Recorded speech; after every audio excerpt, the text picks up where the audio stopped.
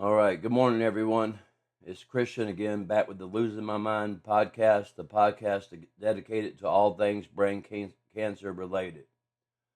Um, on today's show, I want to talk about the seizure meds I'm taking and the effect that they have on me, and what the differences you might see in me as these podcasts go forward, especially depending on what time of day I do the podcast. Um, Lately I've been doing my podcast between 6:30 and 8:30 in the morning, but I can't always do it at that time because um, a lot of times I just want to get some extra sleep because the medicines I'm on are pretty strong. From reading from a lot of the comments on the Facebook cancer website, uh, I could tell that a lot of you are taking medicines similar to me. Um, like I said, the first two episodes, I suffered over 250 seizures, um, with one seizure lasting as long as 5 hours, which was, oh my gosh, that was crazy. I would never wish that on anyone. But anyway, so yes, I'm on Keppra and Vimpat like a lot of you, but I'm also on Klonopin. My seizures were very violent, and uh, it did a lot of damage. So my tumor initially, even though it was the size of a peanut, it did an incredibly large amount of damage to my brain for the short period of time it was in my head. And actually, when I think about it, glioblastoma is an impressively evil disease because of how aggressive it is and how quickly it can affect you. Um, so now I have a permanent seizure disorder that has disabled me. I will never drive again. I will never go to work again. There's many things I'll never do again. Um, and for as long as I live, even if I survive this tumor for any length of time, I will still continue having to take these medications, which has limited my lifestyle in so many ways. But like I said, just like a lot of you, I'm on Keppra and Vimpat, but I also take Klonopin, which is a benzodiazepine, 3 times a day. I take my medicines at 9 o'clock in the morning, another one at 2 o'clock in the afternoon, and then my final round of medicines at 9 o'clock at night. Um, I'm about to take my 9 o'clock medicines as soon as I sign off, but I wanted to hold off on that because I like to stay as sober as I can for as long as I can while doing these things. Um, but as the medicines throughout the day, as they build up in my system, especially the Klonopin, the benzos, they have a very uh, strong sedation effect. So, especially by the time I've taken my 2 o'clock medicines, my words start slurring even more so than they are now. Um, I might even appear drunk, but I'm not. Um, but I just, depending on what time of day I do these podcasts, you might see a difference in me. And no, I'm not about to have another seizure. If I'm about to have a seizure, I'll let you know and I'll sign off abruptly because I don't ever want that videotaped, especially for my kids later on to see it. Thank God my kids have never seen one of my seizures. The only one who's ever seen a bad one was my wife, and it was very traumatizing for her. Uh, my last major seizure was so strong that I almost bit my tongue off. I cracked 2 teeth on my upper right side, and I dislocated my left shoulder. So you got to seize pretty damn hard to dislocate a shoulder. So I don't ever want that to be videotaped or seen by one of my children. Unfortunately for me, I can always tell when a seizure is coming on because the left side of my jaw will start twitching, and I'll know it's coming. So I'll just run and I'll just lay on my bed flat. So just stay as safe as I can. So if I do seize hard, I don't fall and hit my head or cause any more damage than I already have. So if you ever see me abruptly sign off, that's why. Um, because I'm about to have a seizure. But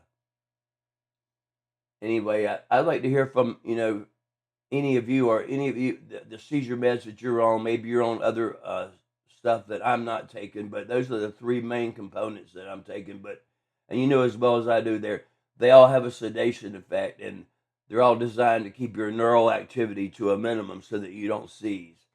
Um, and I absolutely hate it. It has rendered me utterly useless and weak and lethargic throughout the day, and it's prevented me from doing so many things that I love. Like, I'm a disc golf player.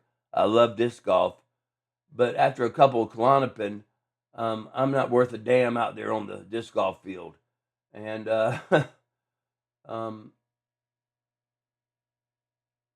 in many ways, it stops me from wanting to do the things that I love to do, because if I can't do them the way that I'm used to doing them, it makes me not want to do them at all. But I understand the need for activity, get out, get some sunshine, touch the grass, as they say. Um, but so that's what I want to talk about, was the medications I'm on just for my seizure related medications. Um, because that is what's changed the most for me in my life, from aside from this tumor and the devastating news of what I have, and um, where it could possibly lead in a very short period of time if this stuff starts going off the rails. So anyway, let me see. Well, am I on? I'm not sure if I'm on anything else different, but a lot of it.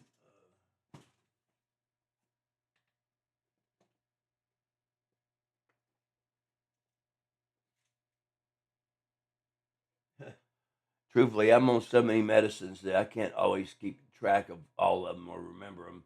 I'd have to look up my chart and take a look at everything I'm taking now. But once again, that's the effect that these medicines have had on me. Um, and my wife hates it, because by the end of the night, she comes in from, especially right before bedtime.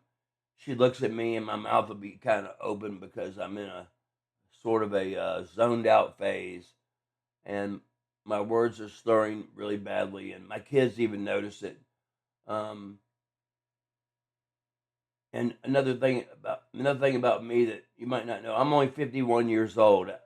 From what I've seen from a lot of the comments, um, on the Brain Cancer Warrior supporter site on Facebook, is that many of you are much older than me.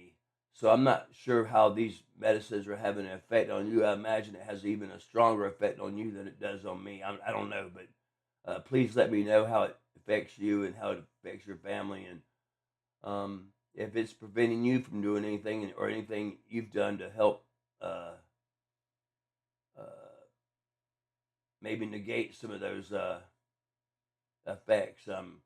Because if you have a seizure disorder, one thing you're not allowed to have much of it all or stimulants. Like, one thing I miss the most is my coffee. I'm only allowed one cup of coffee a day now, and I was a guy who drank a whole pot before I even started breathing in the morning, and I miss that so much. I miss that morning routine of having my 6 to 9 cups of coffee just to get going every day. So that's one thing I do miss, and um, I can't even have a diet soda from time to time, like I used to enjoy, or anything with stimulants in it at all. I can't have anymore. So uh,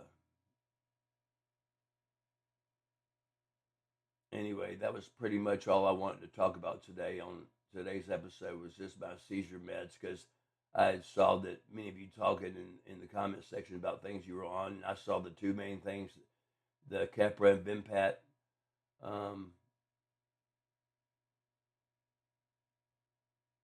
and for those of us who discovered our tumors through seizures, in a way we were lucky. Not everybody has seizures, from what I've been told, and that a lot of people, they'll have this disease and not even know it, and then they die very quickly, because they didn't have much time to even treat the disease, because they didn't know they had it. So I consider myself lucky that I had the seizures, even though they had such a devastating effect on the way I talk and the way I look now, and the drooling and the spitting, which I can't stand. But you know, I have two autistic children, and they don't really understand a lot of what's going on. And my youngest one, especially when I started on my medication regimen, he started seeing the changes in me, and he started calling. Excuse me. He started calling this version of me the weird daddy version. And in his head, once I got done with my radiation treatment and once I got on my medication and stuff, that I would somehow magically get back to being regular daddy. And I don't even really know how to explain to him quite yet. This is as close to the normal dad as he's ever going to see again. And he'll still say, when he sees me late at night after I'm on my third dose of medicine, he's like, "Are you weird daddy again?" And I'm like, "Yes, son, I'm weird daddy again. Sorry about that, but the medicine is." I just tell him the medicine changes me, and this is what to expect, and it's heartbreaking.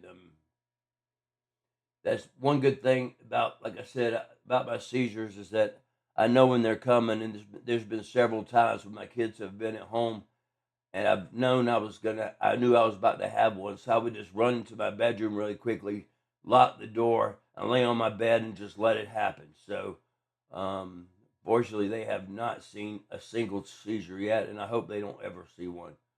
Um, but please, in the comments below, please tell me about your seizure medication regimen, and how bad your seizures get and how often you had them, and um, do you have them under control today? Do you know when they're coming like I do? And are you able to kind of run and hide when you know they're coming?